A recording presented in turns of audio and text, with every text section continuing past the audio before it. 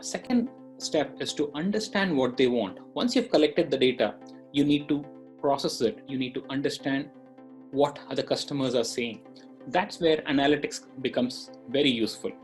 So we look at the power of analytics and specifically the power of AI. Where are we today?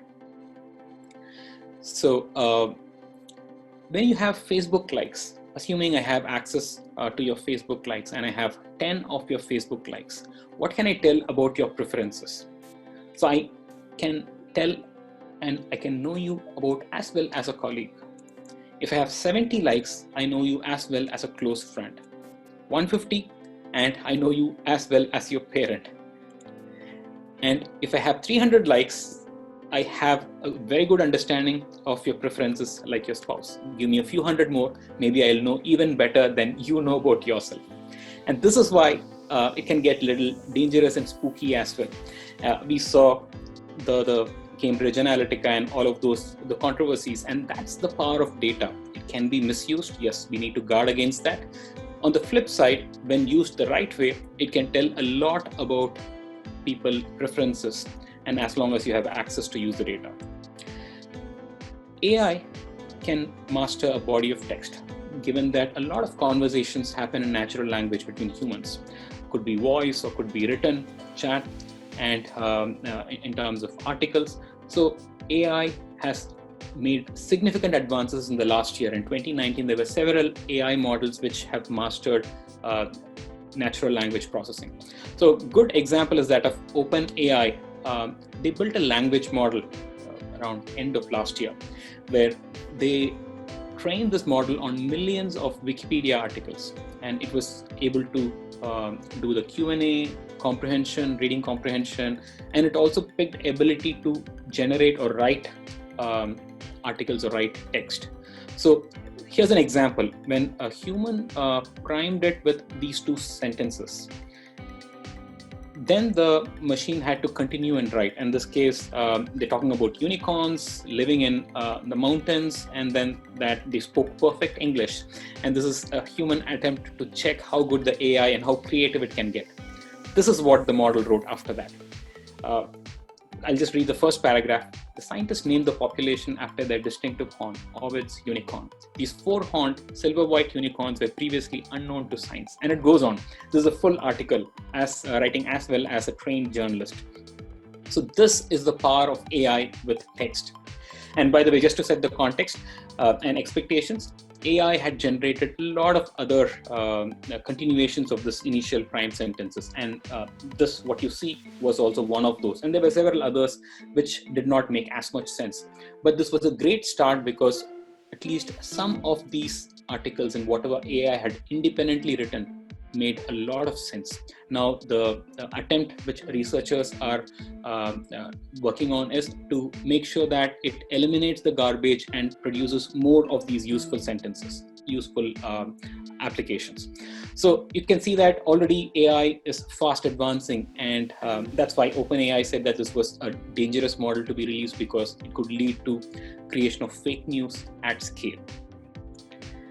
Thirdly, AI can understand pictures, can detect and make sense of it, count. So here's an example of counting crowds using AI. And this is something which we had done. We built a model, a deep learning based model to count the number of people in this picture and pictures like this. So with human approximation, you might not be able to come with a close estimate.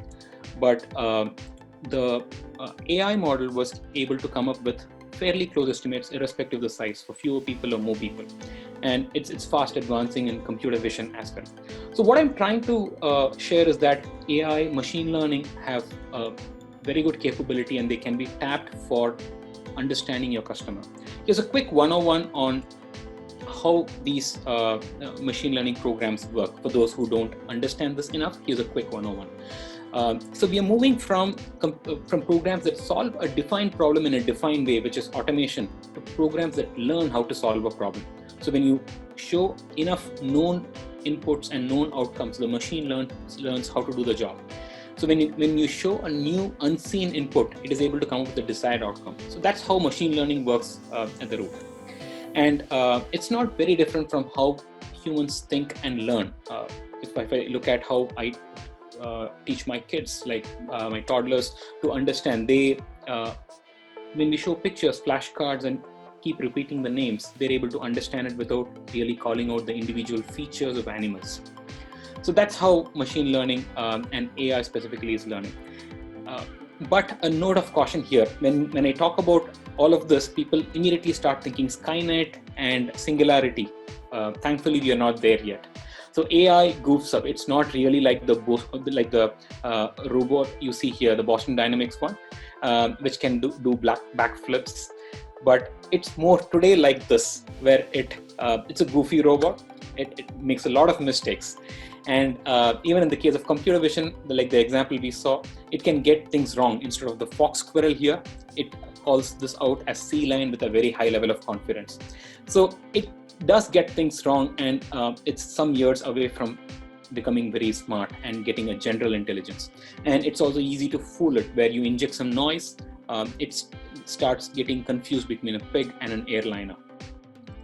So where I'm getting to with all of this is, the power is there already, but it needs a lot of guidance. So the key is in asking the right questions to bring value from analysis.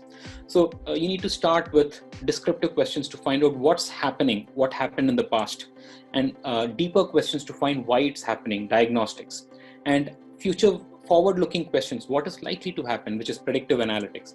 And finally, you need to guide the business users on what has to be done, what should they do with all of these insights, the prescriptive analytics. So the key is in coming up with the right questions and taking it along the way till the completion, where you bridge the gap between data and decisions.